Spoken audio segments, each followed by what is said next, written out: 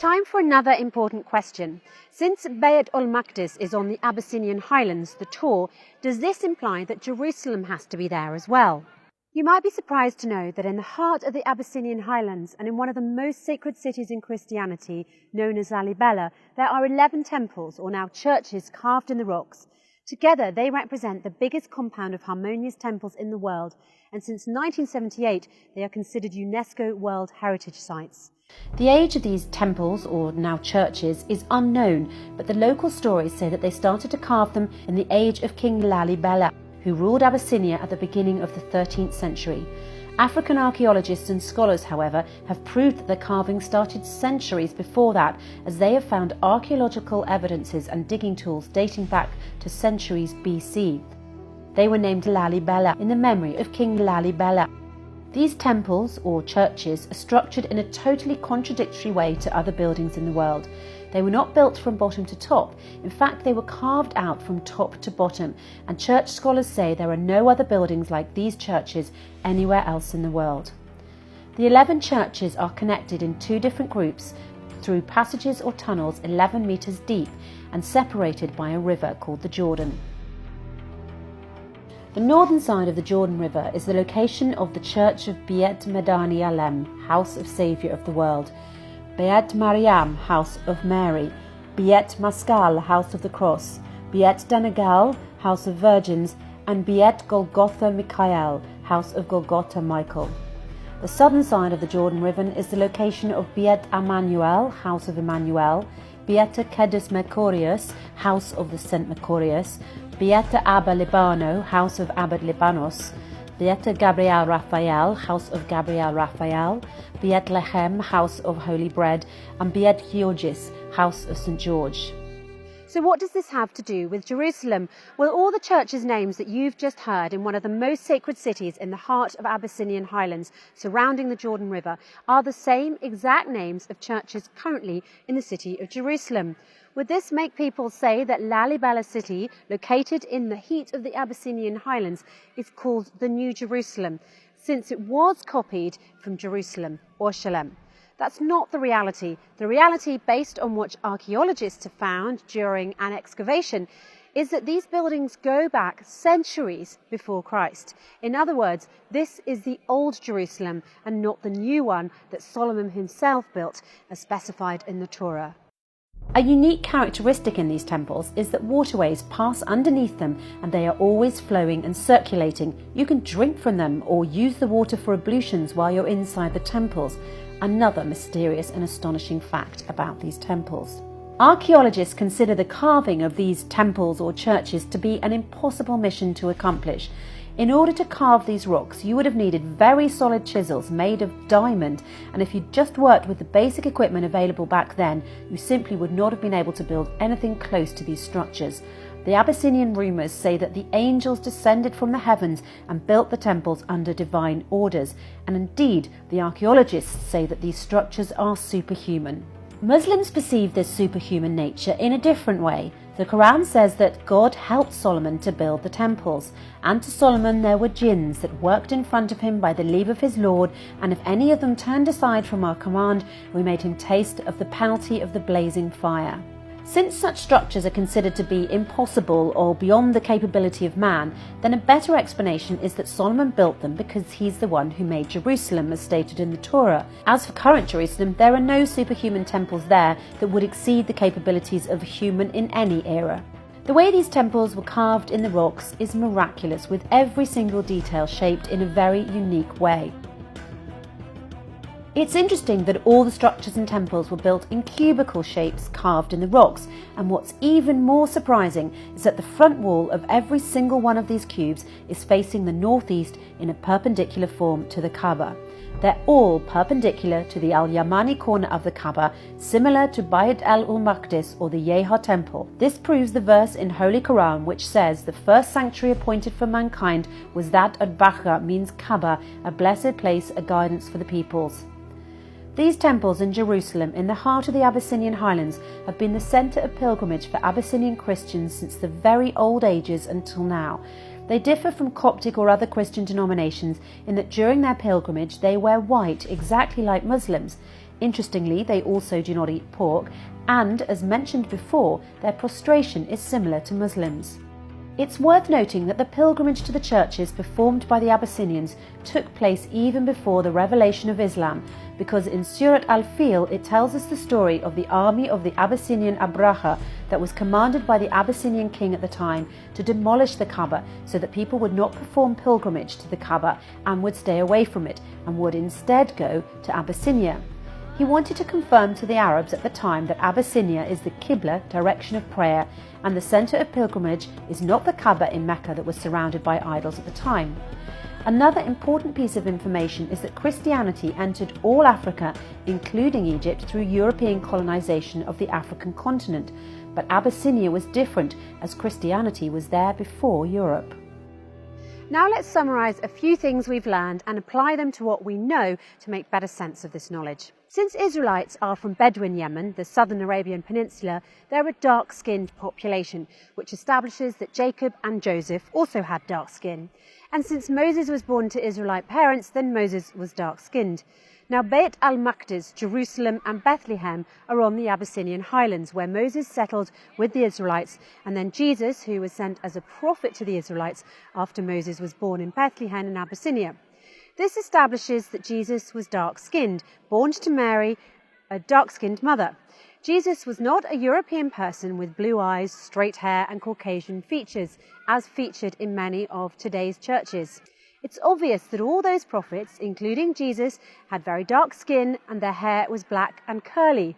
They had a southern Arabian, Abyssinian type of feature because, as the Quran said, offspring one of the other and God is hearing, knowing. And another verse, God chose Adam, Noah, the family of Ibrahim and the family of Imran above the nations, offspring one of the other, and God is hearing, knowing. Jacob, Joseph, Moses, Jesus all shared the same language, which is the South Arabian language spoken by southern Misr, Abyssinia and Yemen. Since all the prophets come from the lineage of Adam, these are they on whom Allah bestowed favours from among the prophets of the seed of Adam. Then do not forget that Adam is the father of humanity and that scientists have proven that the Abyssinian highlands is the cradle of humanity, as they found there the very first human being to walk on the surface of the earth. According to DNA tests, they prove that the origins of humanity were black. Interestingly, the only prophet who had lighter skin was the prophet Muhammad, because he was not from the southern area, he was from the northern Arabian Peninsula. And his language was the Fusha Arabic, which was the language of the north. Can we further prove all this? Go back to the verses of Surat at-Tur, by the Tur, and the book written in organised lines on an unrolled goat skin, and by the house frequented, and by the roof exalted, and by the Bahr kept filled, or the large body of water kept filled. And let's search in the Tur or the Abyssinian highlands for the book written in organised lines on an unrolled goat skin. You will find the secret in this book. In the heart of the Abyssinian highlands, the Tur, and inside of the city of Aksua, now called Aksum in Tigray, the oldest Bible on earth has been discovered. The writing is organised in fine letters in the Abyssinian language Giaz, a South Arabian language, as if it was written by a typewriter, and in beautiful colours as if it was written recently. While its pages are straight and not flipped, the pages of the Bible are made from dried goat skin, or rek as it is called in Arabic. This is very significant because the skin of the goat, or rek, is an organic material that contains carbon atoms which can be recognised by radiated carbon testing to clearly identify the age of the document. According to these tests, it is the oldest Bible in the world, dating back to 330 AD, or more than 2,000 years. The local monks believe that this book holds magic properties. It has been preserved as one book without any damage or deterioration to the beauty of its writings and colours over time. Despite the Italian colonisation of Abyssinia and a fire in the church, the book is still perfectly preserved. You'll find in this book 3 important pieces of information.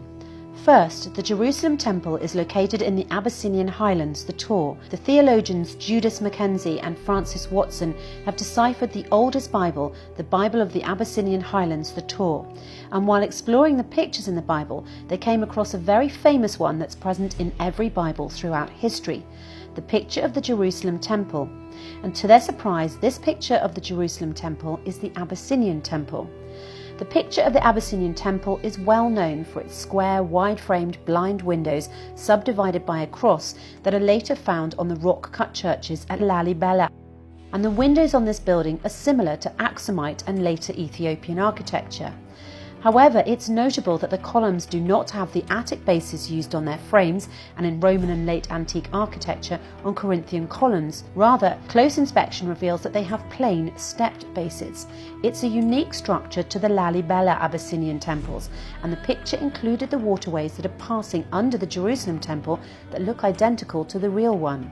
Second, in this book, which has been proved by carbon dating to be the oldest Bible on earth, is a picture of Jesus as a dark-skinned person with curly dark hair, and not the Caucasian that is present in many other churches. Also, the pictures of Mary show her as a dark African woman, different from the pictures of Mary elsewhere. This piece of information is also proved by forensic medicine in a study performed by a specialist in medical drawings and forensic medicine, Richard Neve. He examined 3 Semite skulls for the Israelis using the latest in medical scanning technologies. Neve was able to depict the closest and most accurate illustration of Jesus. The illustration, as you can see, is for a tanned man with dark curly hair and with facial features similar to Southern Arabian features. So since there have never been any actual drawings of Jesus discovered, scientists are calling this the most realistic drawing of Jesus ever created. Third, the journey of the Holy Family started from the south, from Abyssinia, passing through Sudan by the valley of the Nile up until it reached Asyut in Egypt as we know it today. The Holy Family established the first worship place, which is now known as the Church of Miriam in Deir al-Marech in Asyut. It is not a surprise that this church now holds significant status around the world, because it is the only church built by Jesus himself and is obviously considered a tourist attraction. The Holy Family lived in Asyut for 6 months and 10 days, which is considered the longest time they spent in one place during their journey in Misr, which means Egypt plus Sudan, and until the Abyssinian highlands where the river Nile originates.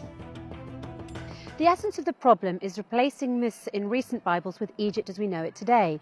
Hence, the journey of the Holy Family had to follow the borders of Egypt, which restricted the journey to start at Palestine, passing through the Sinai Desert in northern Egypt, ending in Asyut, and a return journey from Asyut to Palestine.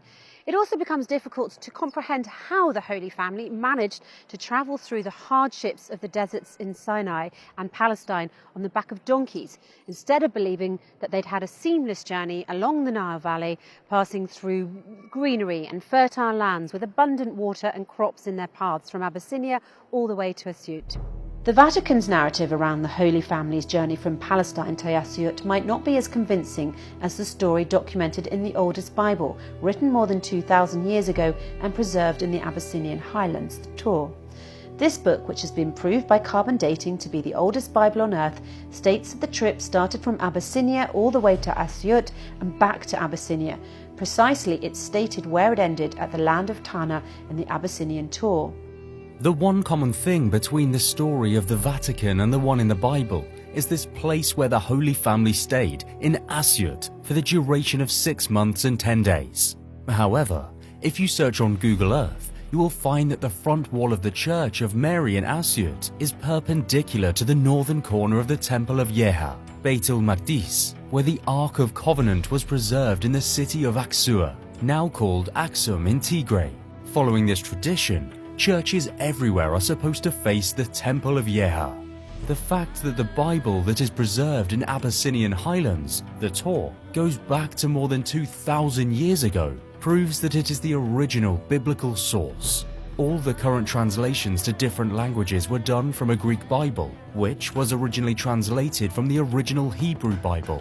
That said, the Southern Arabian language in which the oldest Bible has been written is way older than the Hebrew language. It is the language of the first humans and first civilizations. Another argument that is worth reflecting upon is that in the West we use Jesus to refer to the Christ, but its true origins come from the Arabic name Isa, not from the Hebrew names Yeshua or Yesua. The name Jesus is only around 400 years old. Simply, the origins of Jesus in Greek is Iesous, and this is the name written in the Old Testament in Greek. The letter J has been added recently to the English language, in the 15th century, and all the popular nouns that start with the letter I and or Y have been changed to the letter J. And that's why many words have changed from the Old to the New Testament. For example, Oorschelem in the Old Testament became Jerusalem in the New Testament, Ordon in the Old Testament became Jordan in the New Testament, and Jesus became Jesus. This 15th century change led to significant confusion because a popular noun should be the same in any language, so Tokyo is Tokyo in any language, and the same applies to all nouns. The addition of the letter J in the 15th century distanced us from identifying with Isus, the real name for Jesus, which in Arabic is Ayesa. If you transliterate Isus into Arabic, it will be Isus or Isa, but what about the extra S at the end? Well, Isis is written in Greek, and in Greek you add S at the end of masculine popular names. If a person is talking about himself, the genitive, he says his name without an S, but if someone else is talking about him, referring to him, i.e. the nominative, you would add an S, like Papadopoulou and Papadopoulos. Thus you can remove the S at the end of Isis in Greek, and it will be Isu, which is Ayesa in Arabic. That implies that Christians in the West pronounce the name of Jesus the same as Muslims, except that they cannot pronounce the letter Ain, which for them is an I, and as we've mentioned, that's been recently exchanged to a J. As for Christians in the East, they use the name Yeshua. The origins of Yeshua are from the Hebrew scriptures referring to Yeshua. Yeshua is composed of two words, Yahweh, which is the God of the Jews, and the other is Shua, an adjective meaning the saving Jewish God. It is important to note that Yahweh is an exclusive God for Jews as the chosen people. Allah in Hebrew is called Elohim, who is God of mankind. That said, Yeshua is not a name for the Christ. Rather, it is an adjective meaning the Saviour, or to be more specific, the saving God of the Jews. In a nutshell, the West pronounces the name of the Christ Messiah, or Jesus, similar to the Muslim, while Christians in the East, they call the Christ by a completely different name that is rooted in Hebrew. While Christians in the East are more influenced by Yahweh, the God of the Jews, the Christians in the West were keen on differentiating themselves from Judaism. There are many facts in life that we take as a given. If you ask your average Azrael, Joe or Mo about verifying these facts, they probably won't know how to. But that said, if you try to shake the history that's passed to us through generations, we can easily get offended. Our goal here in There Is No Clash, though, is to question, apply logic and seek authentic explanations of things that we currently take for granted. Based on our research, there is compelling evidence that Abyssinia is the land of the prophets, all the way from Adam to Isa. It is where we have Al-Tur, or the Tower Plateau, and the Temple of Yeha, Beit ul-Maqdis, or Al-Beit al-Mamur, in the Abyssinian highlands.